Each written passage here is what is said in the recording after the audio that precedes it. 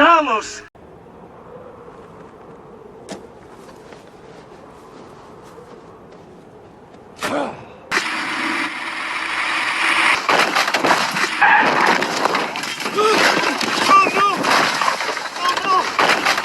And bystanders rush to their aid.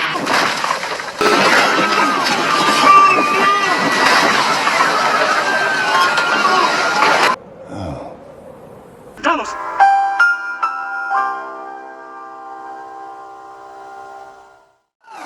Beginning transmission from Earth.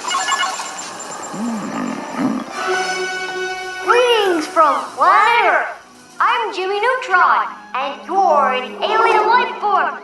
Hola, mi amigos. So today we are going to be doing a multi-circuit instrument. And the multi-circuit instruments are actually a lot of fun, and it's not something you see every day. So for this, I picked these three things. We're going to try to mix all three things. We're definitely going to be mixing at least two of them together. And one being this, the other being this. So it's a pretty cool little Star Wars thing. Just a happy birthday card. And then the other one that is a maybe is this one. So it's just a fun little card. And how I pick these cards is I actually go into the store, and then some of these cards you actually have a clear way to get right into the circuit board. So I can see what type of batteries these take, and I can also see if they're circuit bendable just by opening the card up.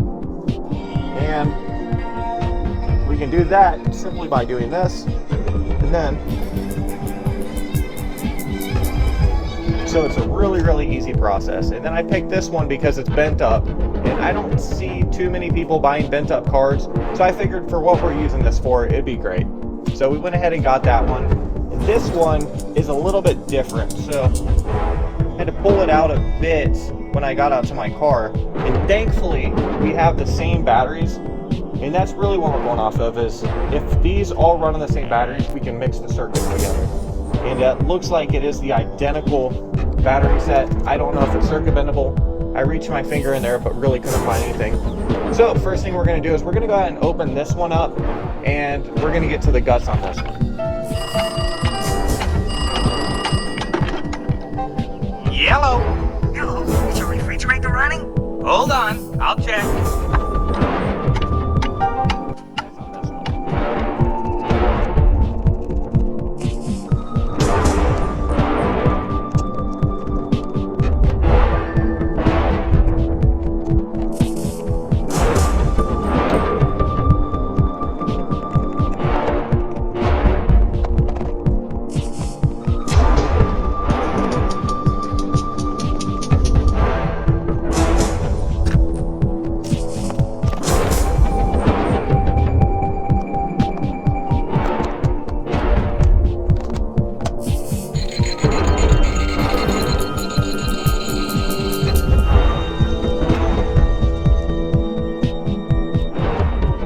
So luckily this is a super simplistic board. We only have one resistor on it, and that resistor is the bendable resistor. So the first thing I always do when I'm making multi-circuit things is I connect all the circuits together, and this is totally preference. If you want to circuit bend it first, you are welcome to do that. It is totally preference. The reason I actually do the attaching of all the other circuits first is if I just so happen to fry the board in some way, I don't want to have already done a massive amount of work to the instrument and then it get fried, and then me not having, you know, pretty much being out on a river with no raft. Like, I don't like to do that amount of work and then just get nothing for it. So I'm going to go ahead and mix it together. And the first one I'm going to do is the one that I guarantee is going to work, and that is going to be the Star Wars one. So how we're going to get into this is we are literally going to open the card.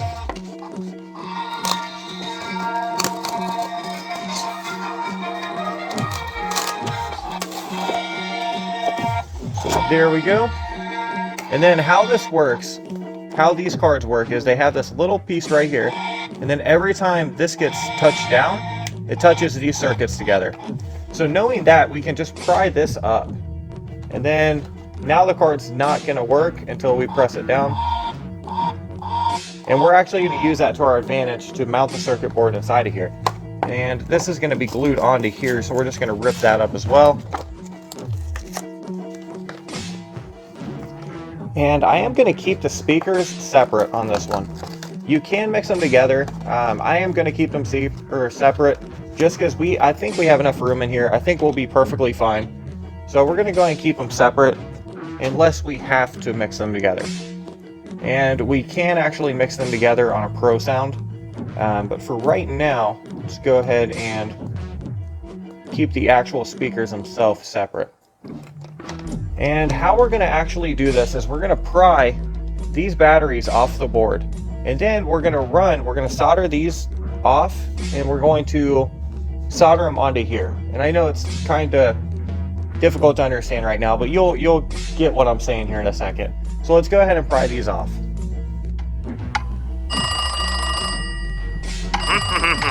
Dum-de-dum-dum-de-dum. Hello.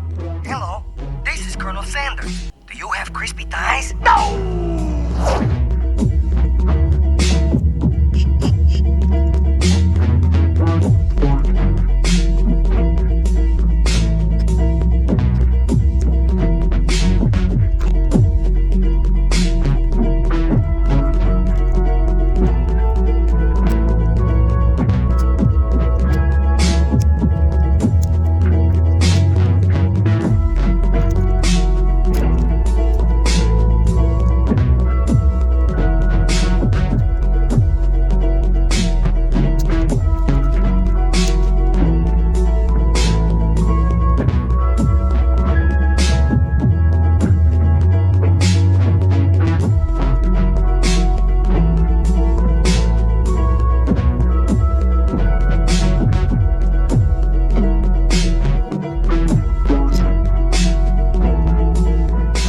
Now that we have that soldered onto the battery pack, what we can actually do is we can actually go on this board and we can shortcut this entire board.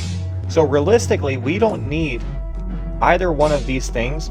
So we can just bend those to the side. I'm going to keep them on there for now. We're just going to bend those to the side.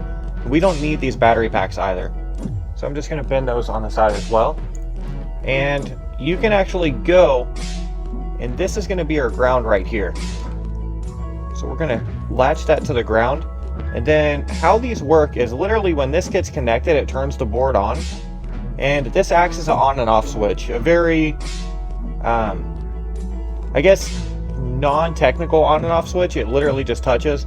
But I mean, all switches are like that on the inside. They're just built on to make them a little bit user-friendly. But essentially all we're going to do is we're just going to touch right here. This may be the wrong wire here. Let's go ahead and see. Oh, nope. So we're now using this board with the battery pack from the other thing, and that's exactly how these multi-instruments are ran. Because you can run, if I can get this thing to stay on. Since I already put solder on this, it is a bit touchy. But you can get both of these to run at the same time. And that button's popped off as well. But I'm going to go ahead and solder on, and how we're going to do this is we're actually going to use a switch that's going to act as on and off for this. So we're going to solder right here, and then we're going to use a switch to put right on the other side of this. And I'm also going to go ahead and shorten the wire up while I'm at it. And that's quite enough.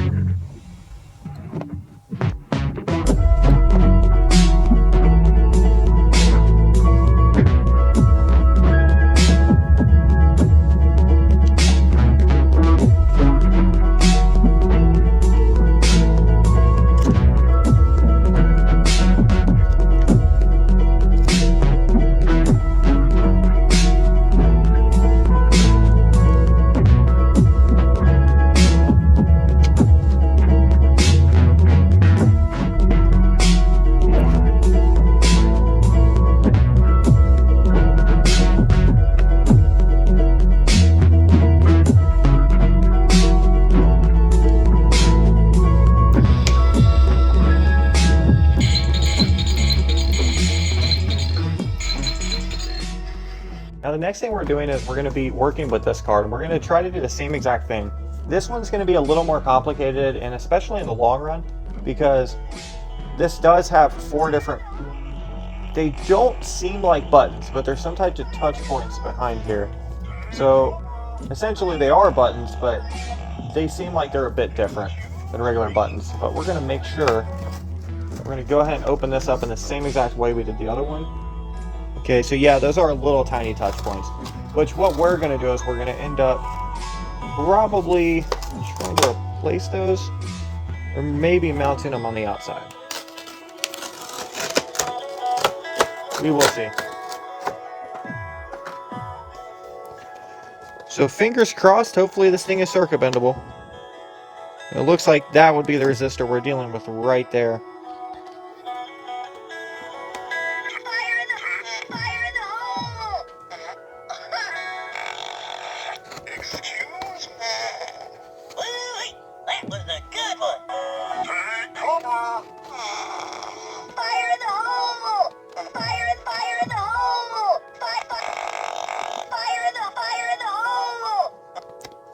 So this one doesn't seem to be circuit bendable. I'm not getting anything out of it, and that is the risk you run with some of these newer things. When it's newer circuitry like this, it's not always circuit bendable.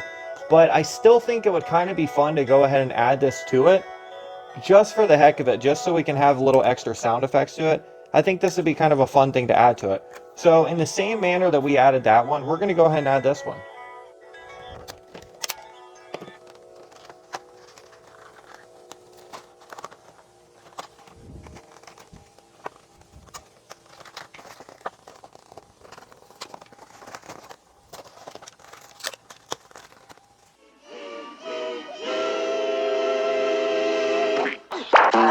There he goes!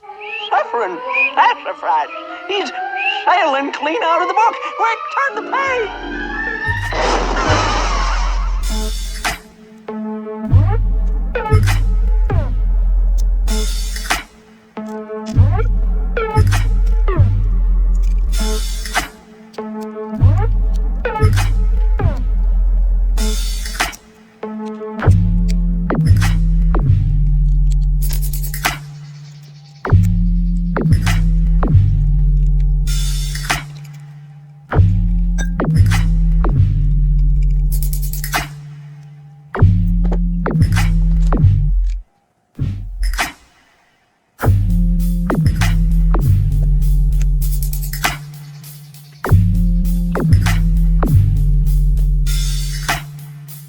Touching these together, this one is not functioning like it was.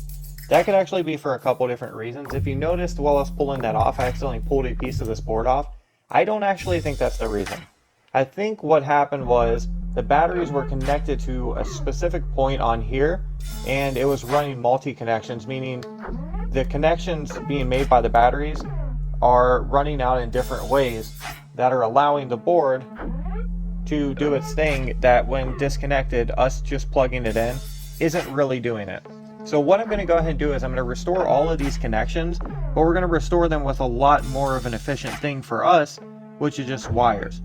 So I'm going to go ahead and solder through all of these.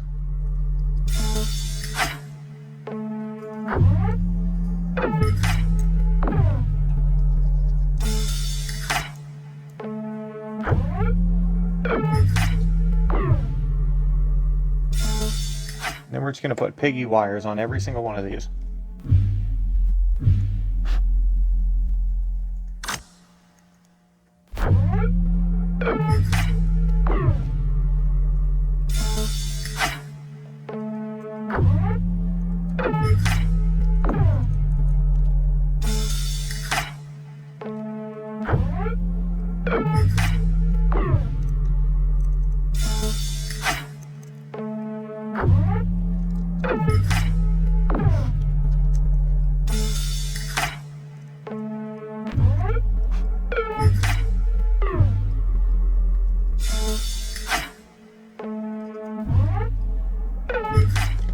Alright, so I messed around with this for a while, and I'm actually not able to get it back up and working, weird enough, but that's not a super big deal. They're only a couple bucks. I'm pretty tired. I'm sure the solution to this is pretty obvious. I'm just not seeing it because I'm currently pretty tired.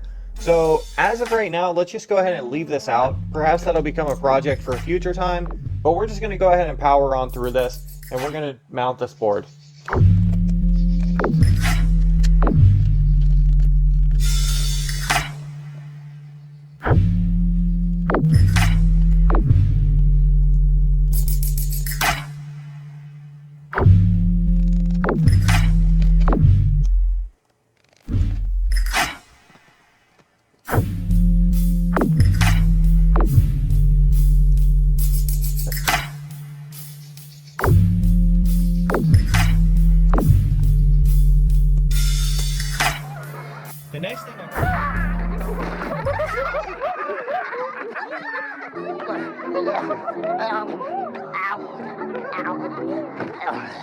The next thing on our list is to go ahead and add the actual circuit bend components to the boards.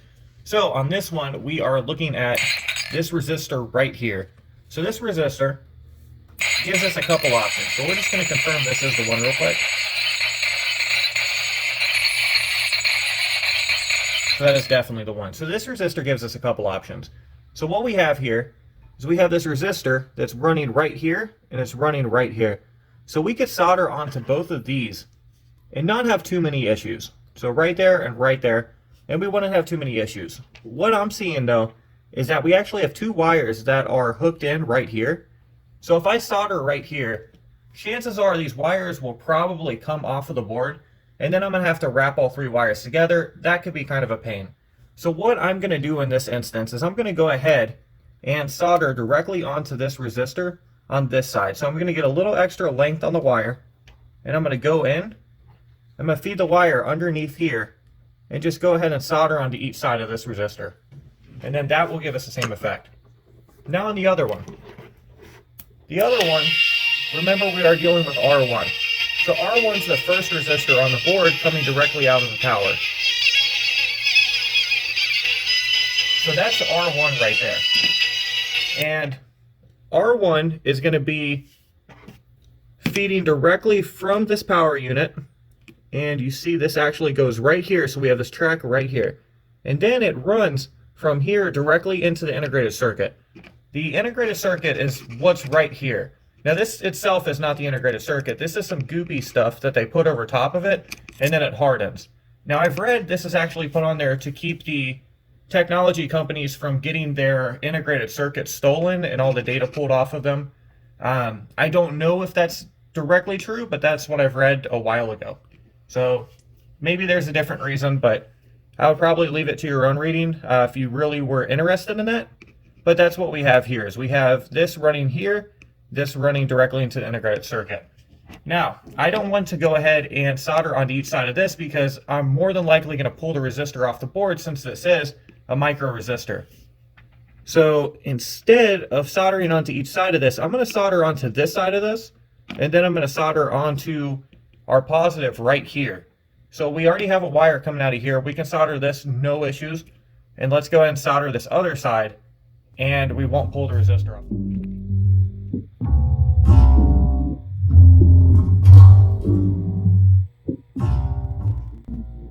Now we're going to solder in the ground.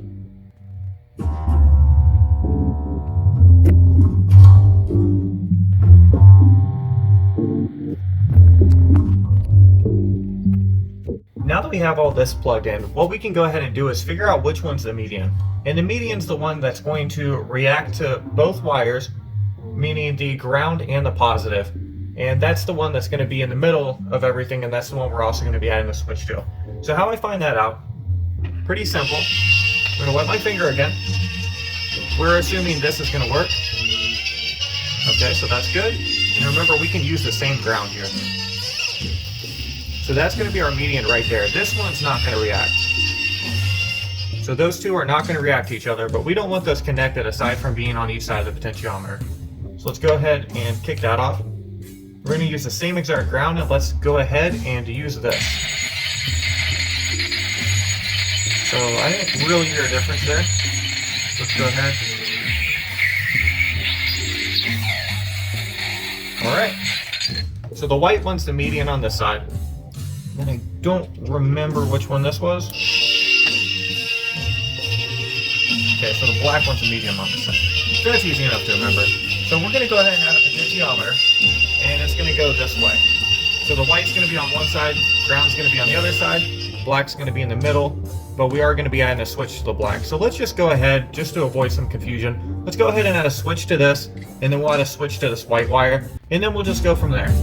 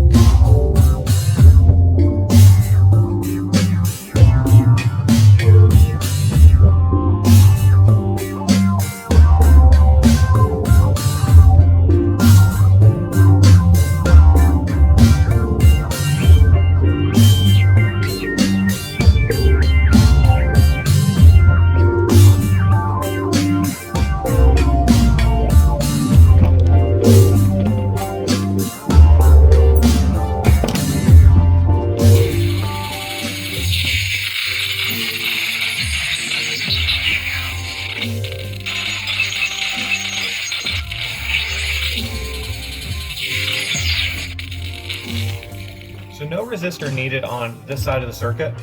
And I also just want to point this out because once in a while I'll see instruments like this, and I think it's really cool, and usually I just leave it as is, and this is not going to be any exception to that. So if you look here, put this back on.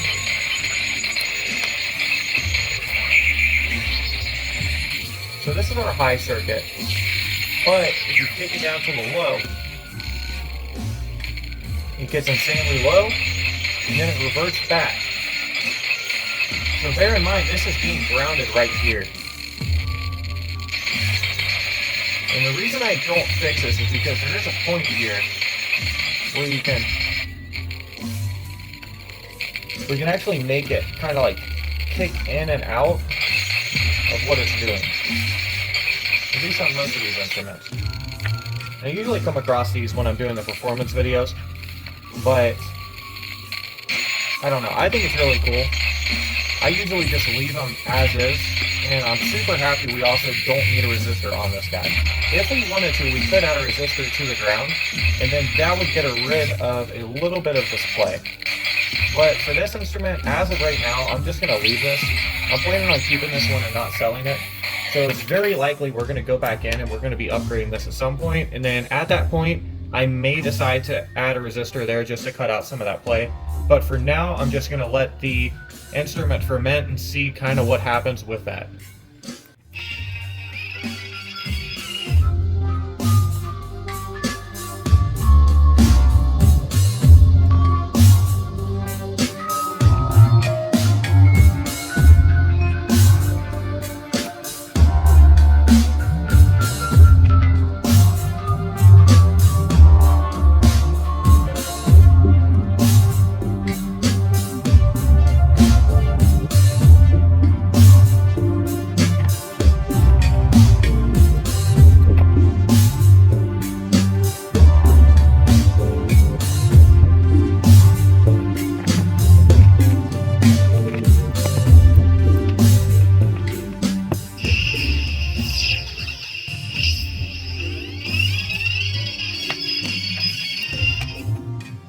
Now that we have these installed, we're going to go ahead and start wrapping up the wires and then getting it so where they lay in there pretty comfortably without us having to modify the board, modify the outside hopefully too much. Like, I don't want to be doing a massive amount of modifications to the other side of this. So we're hoping that we can get these wires tucked in, and that way everything will go pretty smoothly. And I'm going to go ahead and also drop this board back in. Well, we also need to add a pro sound. So the pro sound on this one may be a bit tricky, but we have some tricks up our sleeve to go ahead and do that. I'm going to roll these wires up. So the plan is for these switches to be on the outside here, and then for these to be over here. And I think that's going to be a pretty cool little interface. And then I even have an idea. We're going to be opening this up, which I can go ahead and start doing now. I'm planning on actually, since this clip sits in here, actually adding the 1/4 output right to the bottom of the clip, because I think it would be a pretty cool little get up if you had the switches up here, switches back here, and then the actual Pro sound hanging down here. And how we're going to do that is we're going to open this up just to ensure that we have enough room on the inside here. And we should, and if not, we could probably modify this, because this clip doesn't really have too much use aside from bouncing up and down when you hit that.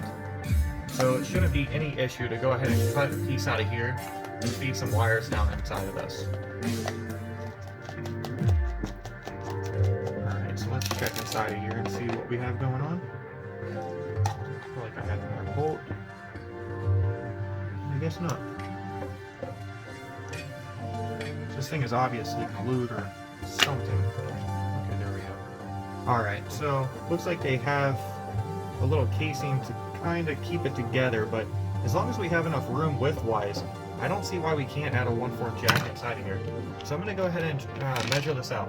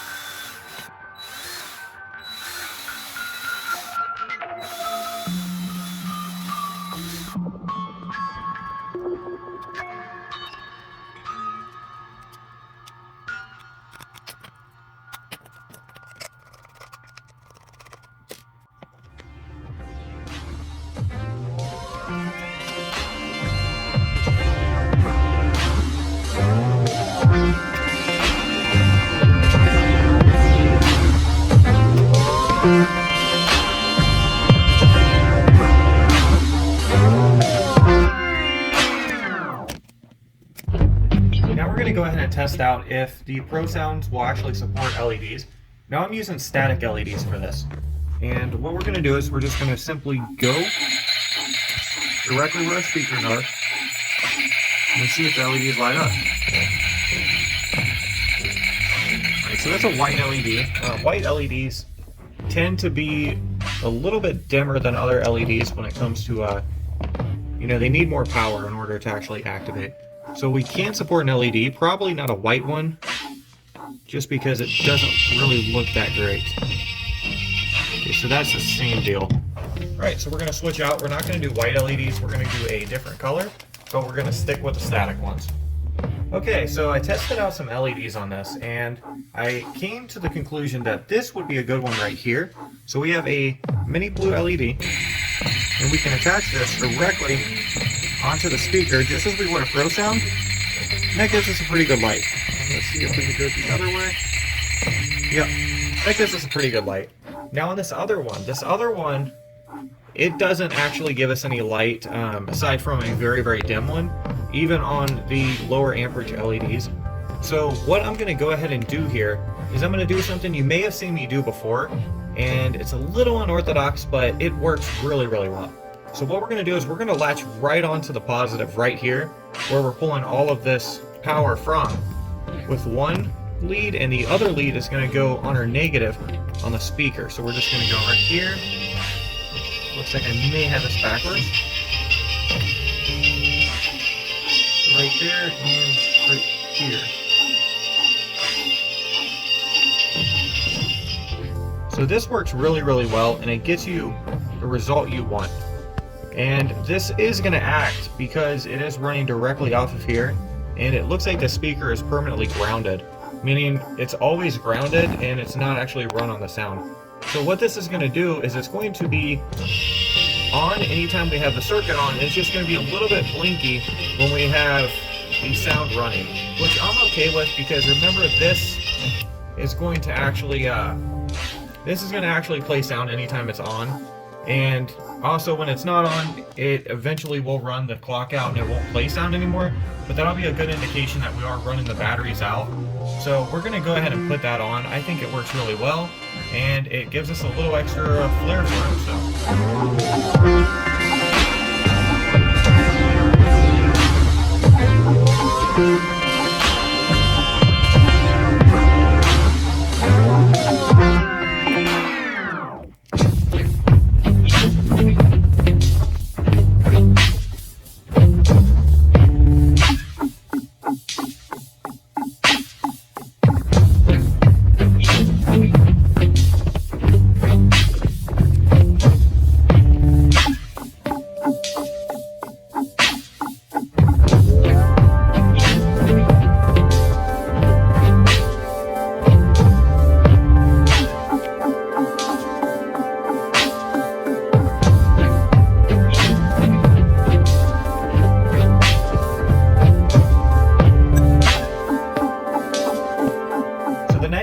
to add the Pro sound. Now to add the Pro sound, you'll notice that this speaker and this speaker are definitely different sizes. And the speakers, they aren't really high ohmage, not the ones inside of toys. So we don't have to really worry about too much current going into the speakers, but we can definitely tell that these are very different sizes, meaning this one's going to be pushing a lot more amperage and a lot more current into this speaker than this one would be. Now, this one isn't marked. It doesn't actually tell us how much this one is actually being, I guess, powered. It's not telling us really how much power is going in this one.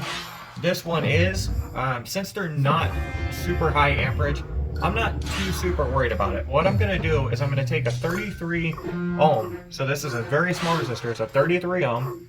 And I'm going to go ahead and put it on the positive end of this speaker.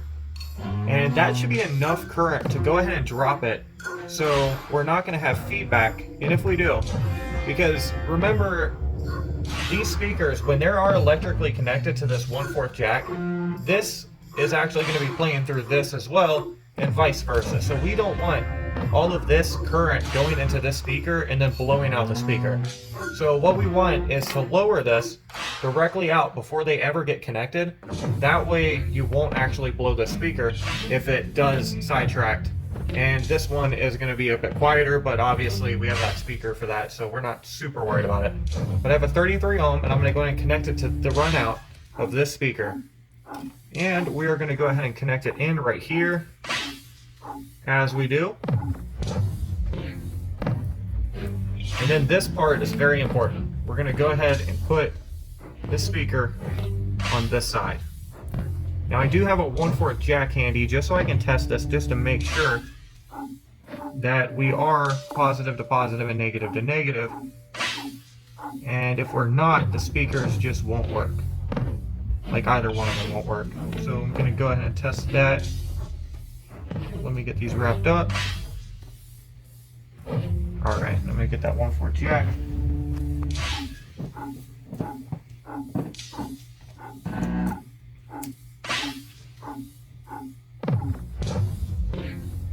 Turn it down a tiny bit. Alright. That sounds good.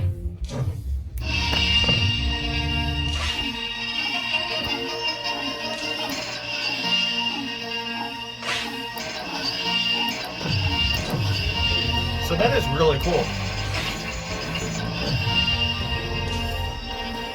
So I don't know if you noticed that, but if you listen closely, this Star Wars is being reset every single time that this fires. So every time we make a sound over here, this gets reset.